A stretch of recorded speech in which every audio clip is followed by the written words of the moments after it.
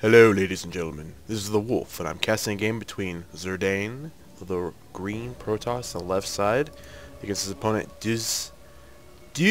want to say it French, DeusZero, I guess.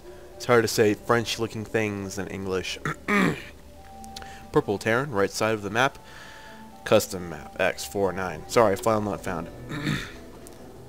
Thank you for watching the cast all the way, Xirdain. I've decided on that basis I will cast your game next. Haha. Xirdain.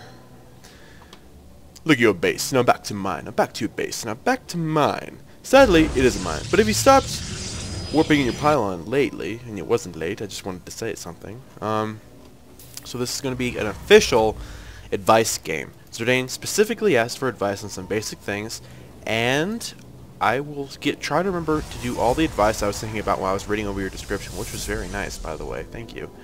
Advice games with longer descriptions are more appreciated than other games. Just so you guys know, if you have an advice game, a longer description lets me know what's kind of going on before it happens, so I can be ready to say some things, because, you know, sometimes the action starts and I need to say a lot of things as fast as possible, so I talk really fast like this, and then you guys are like, shit, what the hell did he just say? I gotta listen to it like 10 times. And YouTube videos don't really smile. Music's a little bit loud, or the sound effects. Here we go. Sorry guys, I can't really modify that. I can't modify it by a number. If I could, then it's like, oh, start at 13. So, biggest thing you asked me. You said, can I give you advice for scouting? And I will try, because everybody's got different mindsets. But I can give you a number if you're a robot like me. You want to make sure that you scout every 2 minutes if you can. The big number you need to scout it is 8 minutes, because that's when a lot of big things go down. And if you can't make the 2-minute mark after 10 minutes, hopefully, then you can go for every 4-minute increments, you know, 12 and 16. That's kind of the timing you want to watch. There's actually a good purpose of this little timer down here. Also, you want to make sure not to lose a probe at the beginning of the game. His micro is kind of lol good, but it's, yeah, you want to try to do your best not to lose a probe. This is a great spot to hide a probe. This is I like this map after first look through, so. And of course, you want to go eye for an eye, make him blind. Try to grab that SCV if you can.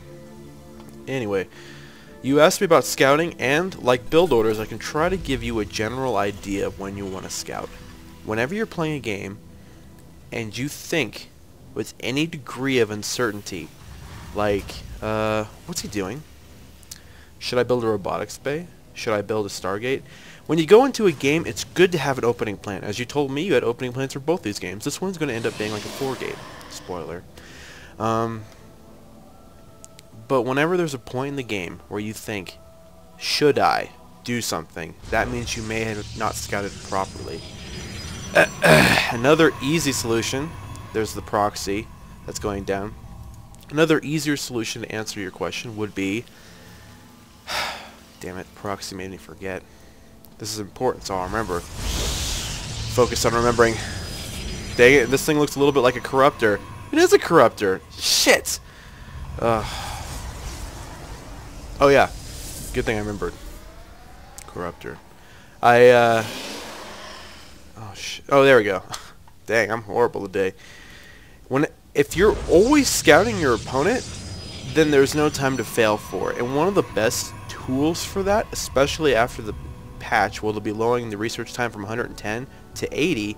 Hallucination and 4-gate are really strong together. Hallucination used properly, and Xirdain, I know you're a very smart person, so I'm sure you could think of some very fun things to do with it. When you use hallucination, there's a lot of different tools that you can exploit, and while it may require some level of micro, hallucination is the 4-gate scout. You're able to take advantage of your sentry's energy and use it as a scouting tool. And so, as a general rule, you need to make sure to have some sentries with your army. I know sentries can delay tech. They're cost 100 gas. I don't know about you guys, but when I look at these numbers, I don't feel like 200 gas, I got enough for a robotics and a sentry, and then I'm out. That's it. It's just, it feels like 100 gas isn't that bad to me. Maybe it is. I'm a bad player. Bad llama. But that 100 gas the sentry gives is a very important part of playing Protoss. Force fields can make or break games. Guardian Shield adds 2 armor, as you will show in a future game. And, ooh, proxy. And hallucination, when used properly, can be pretty backbreaking. And so, this is a similar situation. Having a sentry here, and probably a little less stalkers. Changing 2 of these stalkers into like a zealot and a sentry would be more effective for this army, definitely. And you don't know what your opponent's doing right now. And so, as a Protoss player, ooh, great. You could, unfortunately, you're going to catch your zealots out of position, but his army is definitely not ready to fight yours, so should be able to slaughter this. Unfortunately, you do have a proxy Thor coming out. Magically, I saw it. So, you're in danger of this Thor. Prepared Thors are extremely hard for Protoss to stop. They will be changing that in the newest patch so that SCVs take a target priority equal to what it's fixing or something like that. Say there's a Thor attacking you and there's 10 SCVs fixing the shit out of it. Well, the SCVs are suddenly the same priority as the Thor. So making it a bit easier. Damn, Thor's built pretty fast. 60 seconds? That's like as much as a siege tank in a third. So yeah, that's a little bit about Protoss scouting. Hallucination is really good for that. Never underestimate it. And don't forget some of those numbers. If you have to remember one number, don't forget the 8-minute mark. You saw how his push was coming out about the 8-minute mark? You'd be able to scout and see that 8 minutes is a little late for cheese, but it would have been early enough for you to know that you are in a lot of danger right now. If you had scouted at the 10-minute mark, you'd be dead. And so we have the Thor going in. He's like, hey guys, what's going on? And this is another example. Sentry. Except for Thors are massive, so X that. X-nay on the stupid day. Who we calling stupid day? I wanted to quote something. I think I'll try to quote it next game. And there goes the expand into Thors. There's a probe doing great scouting for you. Probe, go fight for the win. Actually, if I remember right, you actually call all your probes to fight for the win, don't you? Good. Anyway, a lot of Terran units are really influenced by the Guardian Shield ability, so it's definitely worth it. I can see you freaking out right here. This is something that your probes can take care of. As you see, you destroyed his whole fucking base, and so although he could be flying buildings, if he's flying buildings and you lose all your probes, it's okay, buddy. It happens. And never think that, I'm sure you know that the mistake you made here, poor pylon placement. Never think to yourself that sentries are a high micro tool. Every player can use sentries. Just release yourself from the mindset that you're not good enough to use any unit, because you are. Each of you guys are good enough. And so, I stopped watching around this time when I was preloading it, like I was eating some Chinese food or something. It was good. And then I ate some chili, and it smelled like dog food, and it looked like dog food, and it felt like dog food. And I know because I have eaten dog food before. It was like Ray or something. I can't remember the name of the game. So right now you're just base racing him. Just consider that although the Thor hits hard, it does hit twice. 30-30. The Guardian Shield still removes 4 from that. Guardian Shield is so important.